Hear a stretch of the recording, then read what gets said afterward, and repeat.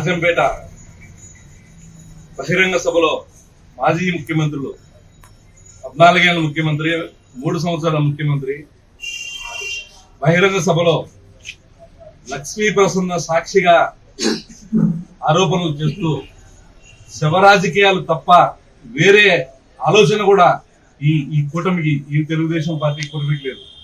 ఒకసారి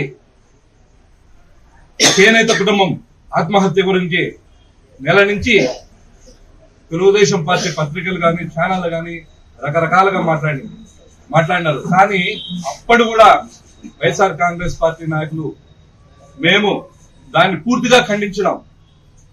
ఆ చేనేత కార్మికులు కుటుంబం ఆత్మహత్య కాదు, అది హత్య అని బిఎస్పీ గారు ప్రెస్ మీట్ పెట్టి చెప్పడం జరిగింది. ఎవరైతే చేనేత కుటుంబం సుబ్బారావు వాళ్ళ భార్యను కుమార్తెను మత్తు మందు ఇచ్చి చంపిన తర్వాత ఆయన రైలు పట్టాల మీద ఆత్మహత్య చేసుకోవడం జరిగింది. వాళ్ళ సూసైడ్ నోటులో నా భూమి ఆన్లైన్ వేరే వాళ్ళు చేసుకున్నారు అని ఒక సూసైడ్ నోట్ రాసుకోవడం జరిగింది. కానీ పూర్తిగా రెవెన్యూ రికార్డు ప్రకారం వెరిఫై చేస్తే 2015లో ఎవరైతే చనిపోయినారో సుబ్బారావు అనే వ్యక్తి వాళ్ళ తండ్రి పేరుతో వెంకట చలపతి పేరుతో కేవలం ఆన్లైన్ చేసుకోవడం జరిగింది. అతను ఫ్యాబ్రికేట్ చేసి బయట రికార్డులు పుట్టించి రెవెన్యూలో ఎటువంటి రికార్డులు లేకుండా ఆ రోజు ఆయన సుబ్బారావు చనిపోయిన వ్యక్తి రికార్డు పుట్టించడం జరిగింది. అదే రికార్డును అదే తెలుగుదేశం పార్టీ ప్రభుత్వంలో 2017లో ఎవరైతే కట్ట ఫ్యామిలీ అనే పేరుతో కట్ట వాళ్ళ పేరుతో 2017 తెలుగుదేశం పార్టీ ప్రభుత్వంలోనే దాన్ని ఆన్లైన్ మార్చడం జరిగింది. దీనిపైన మేము చాలా సార్లు మాట్లాడాం. 2015-17 మీ ప్రభుత్వమే ఆ లక్ష్మీ ప్రసన్న కుటుంబానికి హత్యకు కారణము, చనిపోవడానికి కారణము మీ ప్రభుత్వం అని చాలా మార్లు చెప్పాం. కానీ వీళ్ళు ఒక అబద్ధాన్ని పదే స్టేజ్ల మీద నిజంగా సిగ్గు మానం ఉందా ఈ ముఖ్యమంత్రులకు? ఎందుకంటే ఒక్కసారి ఆలోచించాలా, సిగ్గు మానం ఉండాలా. ఎందుకంటే ఒక చనిపోయిన కుటుంబాన్ని అది నిజం కాదని అందరికీ తెలుసు.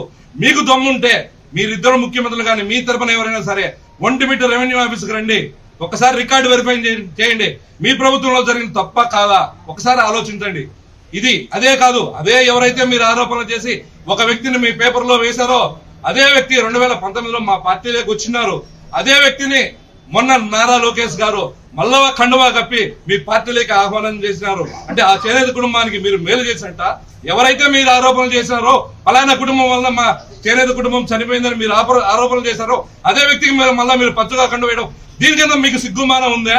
ఒక్కసారి ఆలోచించాలా. ఒక మాట మాట్లాడేటప్పుడు, ఒక రాజకీయంగా ఒక పబ్లిక్ లో మాట్లాడేటప్పుడు ఇంత దారుణంగా ఒక రాజకీయ వ్యభిచారి మాదిరిగా మీరు మాట్లాడడం నిజంగా మీకు శవ రాజకీయాలు తప్ప ఇంకొకటి తెలదా? అంటే డ్యామ్ అంటారు, డ్యామ్ లో పోయే అది కూడా శవ రాజకీయమే. డ్యామ్ ఎందుకు తెగిపోయింది అందరికీ తెలుసు. అధిక వర్షపాతం వలన పించే డ్యామ్ తెగిపోయింది వలన చెరువులు తెగిపోయిన ఒక్కసారి నీరు వచ్చి డ్యామ్ తెగిపోయింది.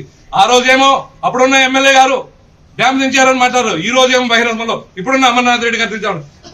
ఇప్పటికి నోరు మార్చడం, మాట మార్చడం నిజంగా మీకు సిగ్గుండాలా. ఒక్కసారి ఎవరైనా సరే ఎప్పుడైనా సరే ఛాలెంజ్, అది తెలుగుదేశం పార్టీలో జరిగిందని మేము నిరూపిస్తాం. లేదంటే మేము ₹1 పందెం, మేము ₹1 ఆ పాప పెడితే రాపిస్తాం మా ఆస్తిన. మీరు నిరూపించగలరా మీ పార్టీలో జరగలేదని?